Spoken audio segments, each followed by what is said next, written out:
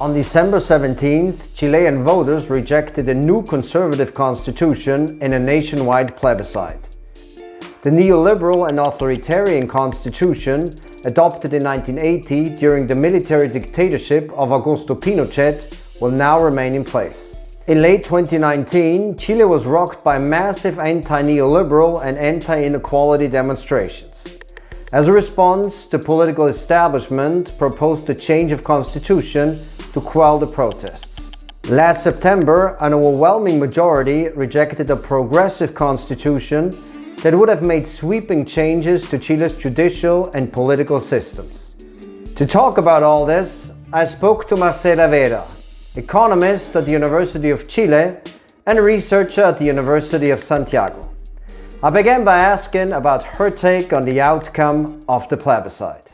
Mira, lo relevante acá es hacer notar cuál fue el origen de este proceso, que nace a través de un acuerdo espurio de los partidos políticos de Chile, en donde además no se vieron representadas las fuerzas sociales, y por tanto se genera un proceso que no es una asamblea constituyente, sino que en un primer momento es una convención constitucional. Es así entonces como se restringe el poder constituido, parte del pueblo, y por tanto se encapsula este proceso en 4 paredes. Esto ha sido muy poco comentado por la gran mayoría de los medios de comunicación, pues se le ha dado un cariz más de izquierda al primer proyecto. Sin embargo, si uno analiza la configuración de los convencionales que participaron en el primer evento, lamentablemente no ingresó ninguna persona que uno pudiese decir que estaba vinculado históricamente a la izquierda. Incluso las organizaciones sociales más importantes del país no lograron representación. Es así entonces como más bien lo que tuviste en el primer proceso fue una especie de configuración de independientes que además encarnaban una demanda puntual y por tanto no configuraron un proyecto nacional. Y eso es lo que, digamos, fue empobreciendo la discusión, alcanzando un alto nivel de distancia entre la primera convención y, por otro lado, el pueblo, que no participó de forma vinculante a través de sus propias propuestas. Hay que recordar que el primer proceso tenía la posibilidad de que la gente a través de las organizaciones presentara normas que luego alcanzaran cierto nivel de firma para que pudieran ser discutidas en la convención. Sin embargo, de esas normas casi no quedaron artículos en el proyecto final. Por tanto, se va produciendo una distancia tan grande que finalmente permite que se instale una narrativa de derecha que además interpelaba como la carencia del proyecto anterior.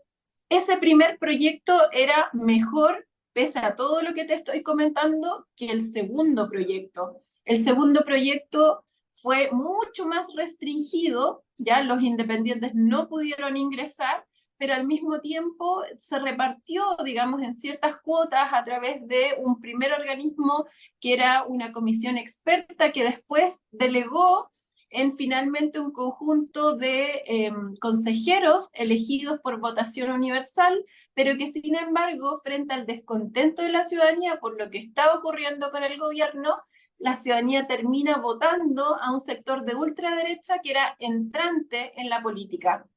Es un sector que es muy reciente en su configuración y por tanto la gente decidió darle la oportunidad a que pudieran elaborar un proyecto constitucional. Sin embargo, como la derecha tenía la gran mayoría de los escaños, se configura entonces nuevamente un proyecto ahora identitario, pero ya no liberal, sino que un proyecto tremendamente conservador.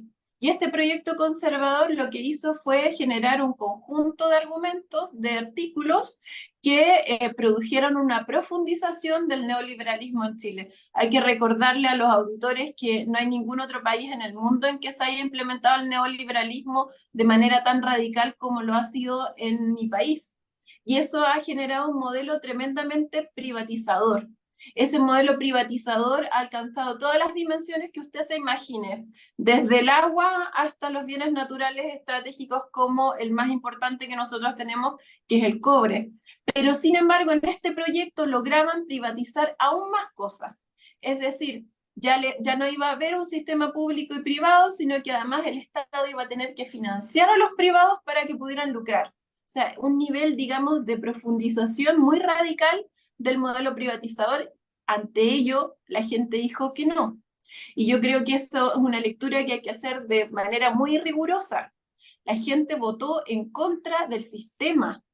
Lo que teníamos en este proyecto era una profundización del sistema que existe en mi país, no solo a nivel económico, sino que también político, sociocultural. Entonces, así, lo que podemos observar con esta votación, que es tan radical además en su posición, porque finalmente lo que hace es decirle a la casta política: yo no voy a avalar un proceso de profundización de aquello que me ha hecho tanto daño durante más de 40 años. What has been the role of Chile's oligarchic mass media in the whole process? Pero lo que tenemos en Chile es una manufactura del consenso. Yo creo de verdad que hay muchos periodistas que son muy profesionales en su trabajo. Sin embargo, esto ha sido reconocido por los sindicatos de los periodistas, han ido teniendo cada vez más formas de represión al interior de los propios medios de comunicación. En Chile no existe una ley de medios que permita democratizar y financiar aquellos proyectos que marquen cierto nivel de diversidad cultural o ideológica. Y por tanto lo que tenemos es que hay un conjunto de conglomerados económicos que se ha hecho de la gran mayoría de los medios de comunicación. Y cada vez que estamos en algún debate importante, los conglomerados económicos no permiten que los periodistas puedan hacer su labor de manera libre. Y por tanto lo que se hace es restringir la labor periodística. Eso ha hecho entonces que el periodismo tienda a plantear públicamente ciertos argumentos, ciertas narrativas que les son muy funcionales al sistema actual. Mira, te voy a poner un ejemplo. Hace algunos años atrás, casi 8 años, la gente no sabía nada de pensiones. Sin embargo, empezamos a develar todos los argumentos para que la gente pudiera entender qué era el sistema de pensiones en nuestro país, cómo funcionaban las AFP, cómo lucraban con los fondos de ahorro de los trabajadores. Los periodistas se enteraron y de verdad empezaron a masificar aquella información que era muy técnica además, pero que escaló muy profundo en la ciudadanía.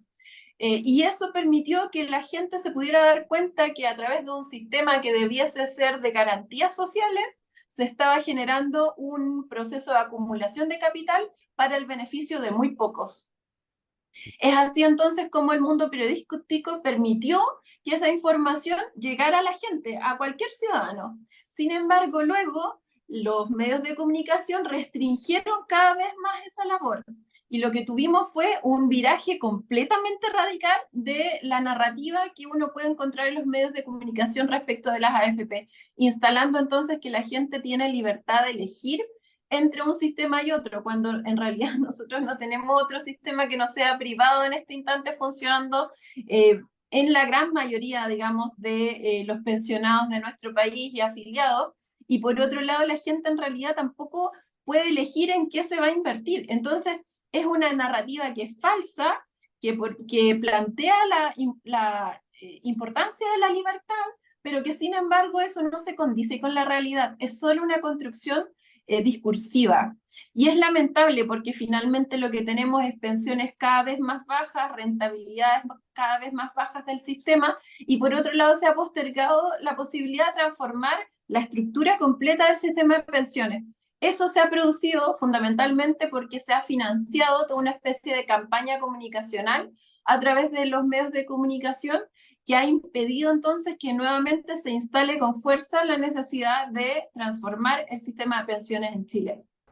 What lessons should the Chilean left, social movements, or popular organizations draw from the experience of the past 4 years?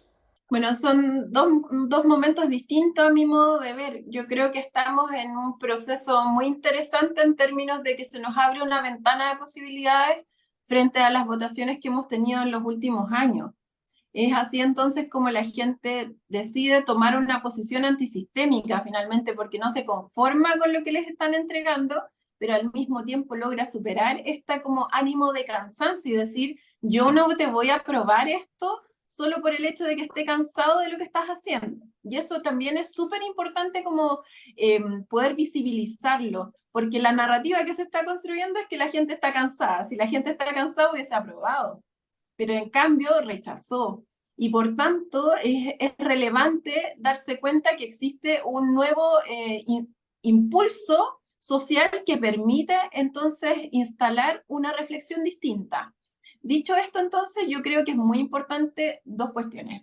La primera es la educación. O sea, creo que padecimos en que la gente no supiera cuáles eran los elementos fundamentales que había que transformar en ambos proyectos, ¿ya? En la discusión constitucional tú reformulas todo lo que tú quieras, pero hay cuestiones que son esenciales y hay cuestiones que son secundarias.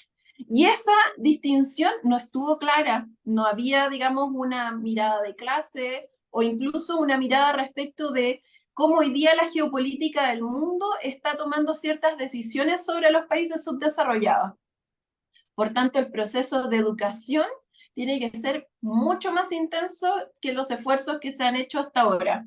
Y para eso entonces es muy relevante volver a desarrollar todas estas lógicas de educación popular, de seminarios, de cátedras, de, en definitiva, poder ir sentando las bases de cómo generar un nuevo proceso de concientización. En Chile eso se hizo durante muchos años. Estamos hablando de por lo menos unos 15 años para llegar a esto. Sin embargo, todo estaba enfocado en que la gente tuviera claro que era necesaria una asamblea constituyente, pero no se discutieron los contenidos. Y yo diría que ese es el principal problema. Lo que tuvimos en el estallido social, en cambio, fue un momento a través de las asambleas y cabildos en que la gente discutía sobre los títulos de lo que quería que se instalara en la Constitución. Por ejemplo, la desprivatización del agua. Por ejemplo, la nacionalización del cobre. Sin embargo, eso tiene que tener a nivel muy masivo un nivel de mucho mayor detalle, porque si no, finalmente terminan engañando a la gente. Y es lo que intentaron hacer de forma muy radical con el primer proyecto, y con este segundo ya era una desfachatez. Entonces, es fundamental generar un proceso, uno, de formación política, de restablecimiento de la conciencia de clase, pero también de modernización, porque estamos en un contexto geopolítico de un alto nivel de militarización y de agudización de los procesos de violencia.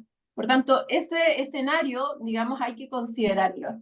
Y en segundo término, yo diría que la unidad no puede pensarse en base a una mirada eficientista de lo que se requiere. Yo creo que en efecto tiene que configurarse un proyecto de desarrollo nacional, que es algo que tampoco ha existido. En mi país no hay un proyecto de desarrollo nacional que uno pueda decir, aquí todas estas organizaciones sociales han producido, producto de la reflexión, entonces un proyecto de desarrollo nacional. No es real. Lo que sí hay son demandas particulares que en algunas organizaciones son muy detalladas y en otras no. Por tanto, es fundamental generar una unidad en torno a una unidad programática, porque tienes mucha diversidad cultural, valórica, entre las generaciones más jóvenes y las generaciones más viejas.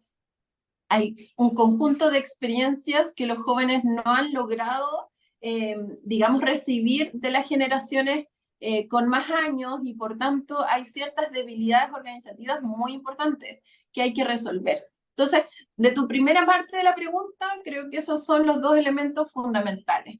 En un segundo término, hay una correlación política en este instante súper nefasta, y eso no es solo en Chile, es en el mundo.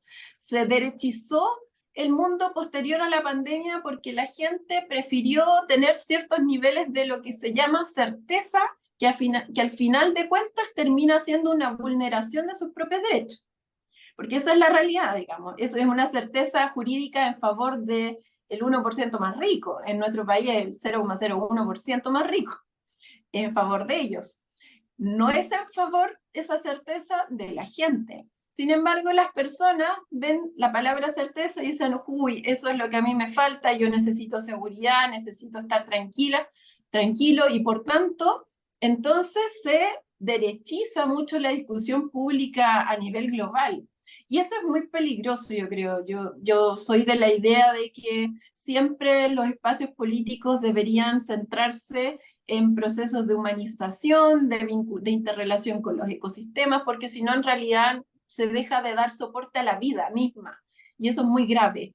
Hoy día los soportes a la vida casi no existen. Y por eso tenemos esta situación de ebullición climática. Entonces las correlaciones de fuerza son muy débiles. En particular en Chile, hoy día, incluso si uno analiza el discurso presidencial de anoche, del presidente Boric, él plantea que hay que seguir gobernando para todos y ver que hay un porcentaje muy importante que ha votado a favor de este proyecto. Entonces, él no ve su sector, él sigue viendo hacia el otro sector, que es una discusión que hemos tenido muy largamente acá en mi país, porque finalmente tú no estás gobernando para todos, al final del día tú estás gobernando para la derecha, y por eso la derecha lamentablemente se ha fortalecido tanto. Entonces, si vas a tener esa mirada de gobernar para todos, bueno, pero que sea para todos, también para la izquierda, también para las organizaciones sociales, también para los independientes, y por cierto, también para sus propios partidos de la coalición fundante, como es el Partido Comunista, el Frente Amplio, que son Apruebo Dignidad, que no se han fortalecido durante este gobierno, sino que más bien lo contrario.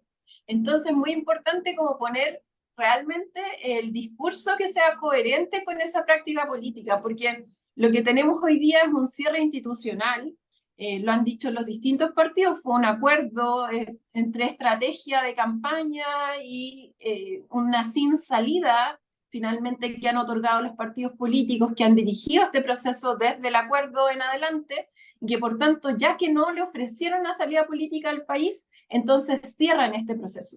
Pero este proceso es necesario, la gente lo necesita, e incluso nuestro sistema jurídico ya es muy añejo, entonces tiene que modernizarse.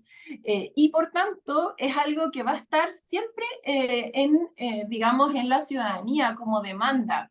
Hay que recordar que fue más de 15 años de movilización, marca Asamblea Constituyente en el voto, y por tanto eso está, digamos, dentro de las necesidades, pero como Asamblea Constituyente, no como este cierre institucional que quieren volver a hacer en mi país, y es muy grave.